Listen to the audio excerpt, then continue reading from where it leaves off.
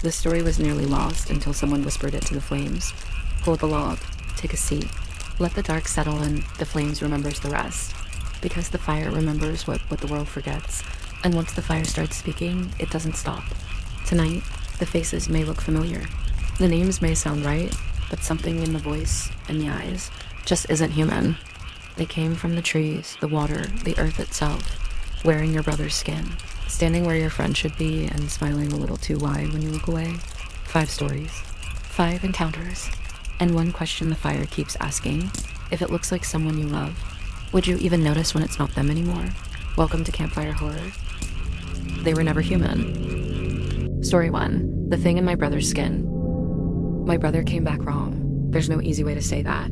No polite, rational way to explain it. He was my twin Ben, and I knew him better than anyone. We shared a womb, a room, and most of our memories. When he left for the woods that weekend, I didn't think anything would change. It was supposed to be a solo trip. Just him, his dog, and the quiet. He came back Sunday night. He looked the same, at first. He said the trip had been fine, that he'd gotten turned around for a bit. No signal, barely any battery. Typical mountain stuff. He smiled the whole time, but it was tight. Like the smile was painted on. I offered him dinner. He said no. Sad he wasn't hungry. Just tired, that was the first thing. Ben had a black hole for his stomach. He never said no to food. Not once in our entire lives. But I let it go. Maybe the trip messed with his appetite. Then the dog didn't come home, then shrugged. He ran off, he said. I stared at him. That dog's never run off in 5 years. He blinked, then looked away. It happens. But the way he said it flat, dry, no guilt, no emotion. Just a line, spoken without weight. That night, I heard him talking in his sleep.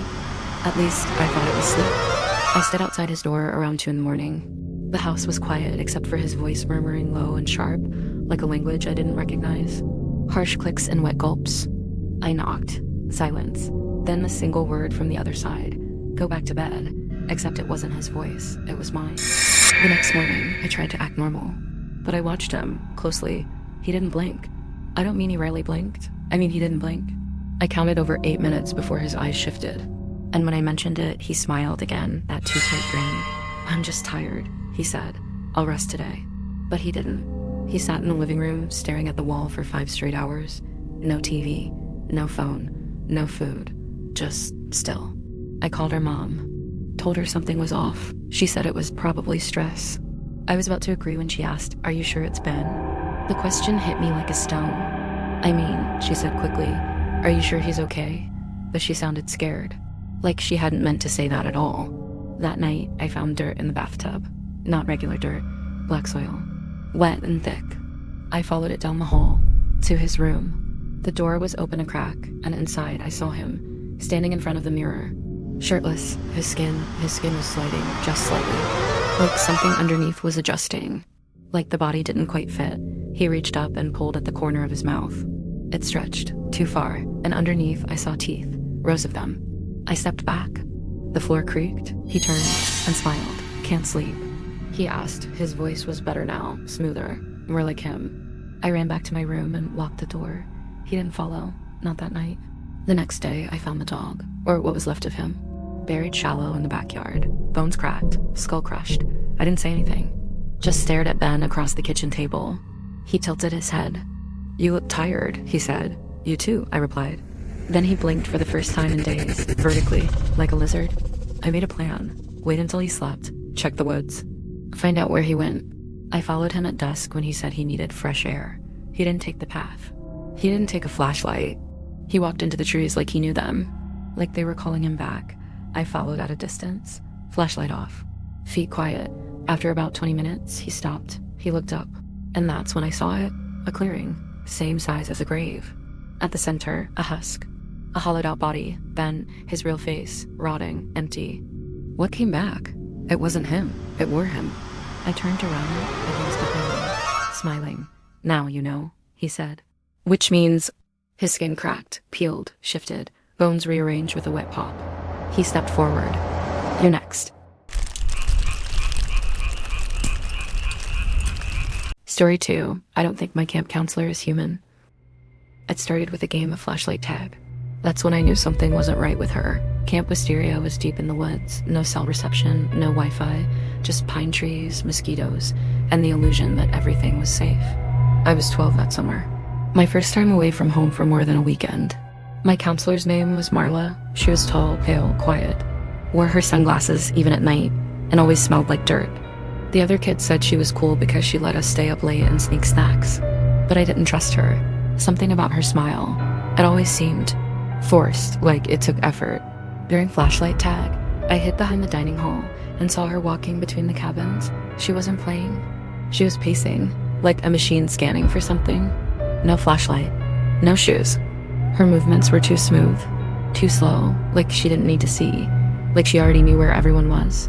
And her head, it turned almost all the way around when she heard a twig snap.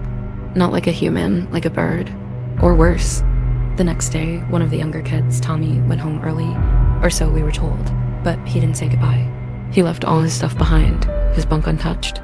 Toothbrush still in the bathroom. When I asked Marla about it, she smiled, too wide, and said he missed his mother. But when I checked the sign-out sheet at the nurse's office, his name wasn't there, and no one had called his parents. I started watching her. At lunch, she didn't eat, not once. She'd sit with us, laugh when we laughed, but her tray always stayed clean. I watched her lips once. They barely moved when she talked, like she was using them as a suggestion, not a necessity. That night, I set my alarm for 2 o'clock, snuck out. Followed her. She walked through the woods with a strange rhythm, like each step had to be counted. Eventually, she reached the lake. Not the dock, not the main area. A small, overgrown bend of the shoreline that wasn't on the map, and she knelt, bent forward, her back opened. I don't mean her jacket. I mean her skin, it opened.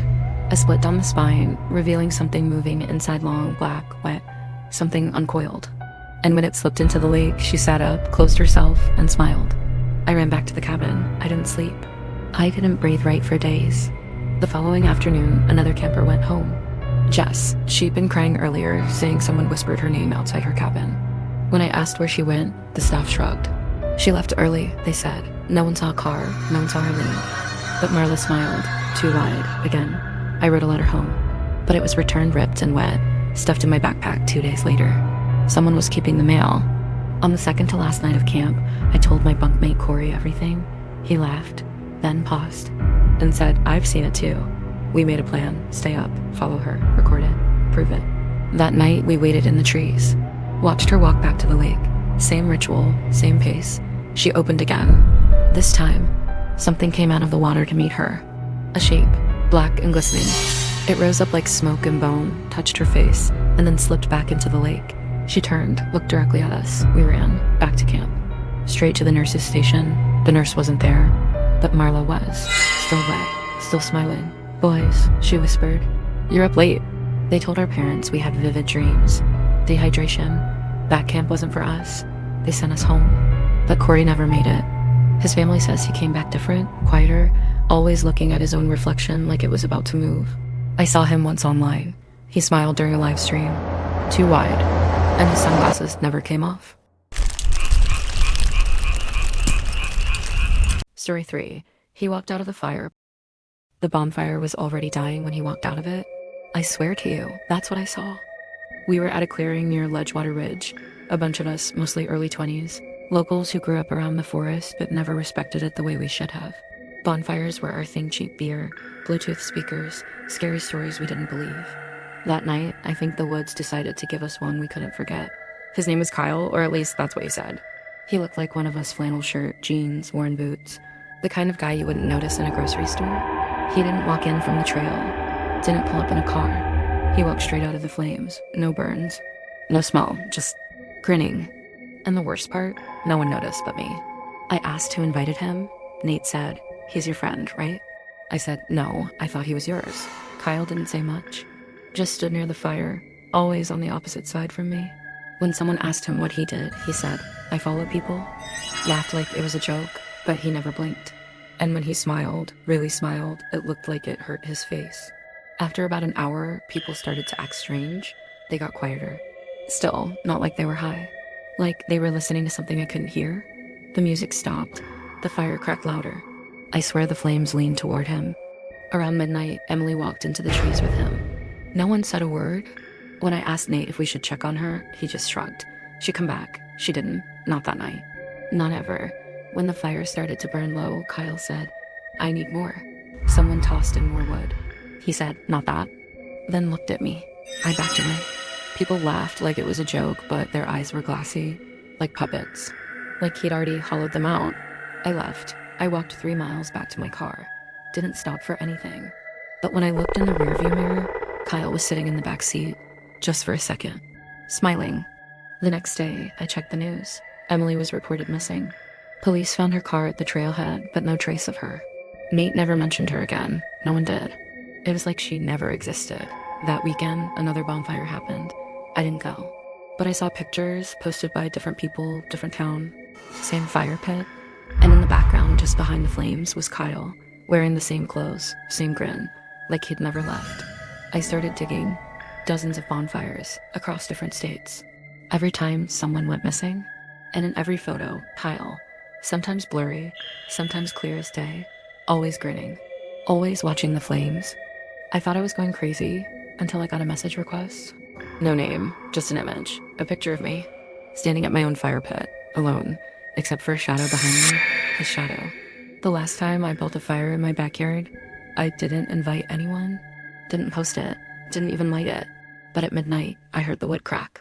And when I looked out the window, he was sitting beside it, grinning, waiting. Story 4. It buried me and I'm still alive. I woke up underground. No sound, no light. Just dirt pressing in from every side. My arms pinned, my face suffocating. My legs twisted tight. I couldn't scream. The soil filled my mouth. I clawed and clawed and clawed until I surfaced. The sky was gray. The air was still. I pulled myself up onto moss and roots and vomited dirt.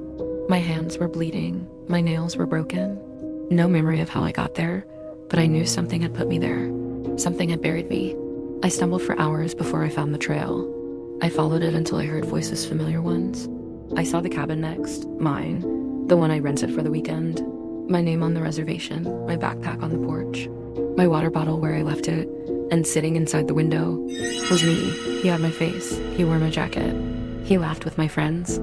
I stood outside in the trees, watching, too scared to move, too afraid to be wrong. Then I saw it. He was using my left hand. I'm right-handed. He wasn't. I crept closer, through the trees. Around the side, he was cooking, something simple. I could smell garlic. I could smell sweat. I could hear my friends laughing. I waited until he left the room. Then I stepped inside. They screamed when they saw me, grabbed knives, chairs, yelled, "Who are you?" He stepped back in me, but not surprised. He looked me in the eye and said, "That's the thing I buried." They tied me up. He told them I was a stalker, a lookalike. He told them I'd broken in, tried to take over his life. He showed them scars, said I'd attacked him before. They believed him.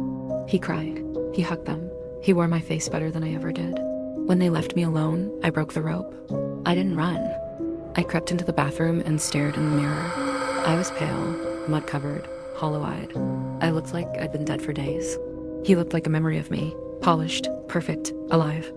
That night, I followed him when he left the cabin. He walked down the hill, into the woods, to a hole, a deep one. Inside it were others, bodies, versions. Some looked like me.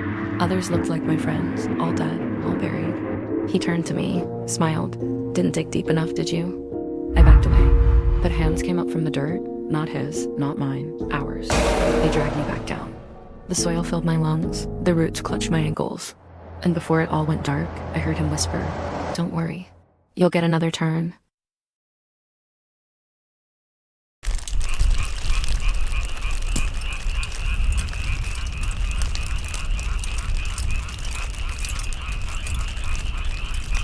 Story 5. We found something in the lake. It was supposed to be our last weekend together. College was starting in 2 weeks, and Jason was leaving for the other side of the country. So we borrowed his uncle's canoe, packed beer and sandwiches, and paddled out to Raven's Hollow, an old, off-grid lake we'd only heard about through rumors and blurry Reddit photos. There were no trails, no campsites, just a black sheet of still water wrapped in pine and fog, perfect for getting lost or getting found. We set up camp near the northern bank. No signal, no people, just us and the lake. The first night, we heard something splashing. Not fish, not birds, deliberate, heavy, human. Jason thought it was an animal. I thought it sounded like someone walking underwater. The next morning, the canoe was gone. We thought it drifted, but the rope was cut, clean. We argued, blamed the current, blamed each other, but neither of us wanted to admit what we were really thinking. We weren't alone. Around noon, we went looking. Jason walked the shore while I hiked inland, following the curve of the lake until I found something strange. A submerged doorway, not a dock, not a boat, a doorway. Wooden, moss-covered, rising just above the surface like the top of a structure buried under the water. I called Jason. He didn't answer. I turned back, and he was standing behind me, soaking wet. Not dripping, still, like the water hadn't touched him. He stared at me for a long time, then said, "There's something under the lake." I asked if he saw the door. He nodded and smiled. Too slow, too wide. We went back to camp, at least I did. Jason stayed near the water, watching the doorway like it might open. I built a fire, tried to cook something. He came back an hour later. Dry now, said he was hungry, said nothing about the doorway, said he hadn't found it. I didn't sleep that night. He whispered in his sleep wet, choking sounds like lungs full of riverweed. And when I checked the tent, he wasn't breathing, but he smiled at me in the dark. At sunrise, I went back to the lake. The doorway was gone. No ripples, no proof, just silence. But near the shore, in the mud, I found footprints, bare, wet, headed inland. Jason was waiting at camp, smiling, but he didn't remember what we ate yesterday. Didn't remember who we called before we left. Didn't remember my last name. He laughed it off, said he was tired, but I saw his reflection in the water, and it didn't match his smile. We hiked back that afternoon, no canoe, no map. He walked behind me the whole way, never stumbled, never got tired, never blinked. When I dropped him off at home, his mom hugged him, said, "You look healthier than ever." He turned to me and said, "Thanks for the trip," then whispered, "There's something in the lake." A week later, Jason left for college. 3 days after that, I got a call from his roommate. Jason never showed up, didn't check in, didn't call. I told him that was impossible. I dropped him off myself. The roommate said, "No, you didn't." I saw him walk through the door. I snapped. He said, "That wasn't Jason." That night, I got a voicemail. No words. Just breathing. Wet, like someone whispering through a mouthful of water. Then a voice, "You should come back." They wore our faces. They borrowed our names.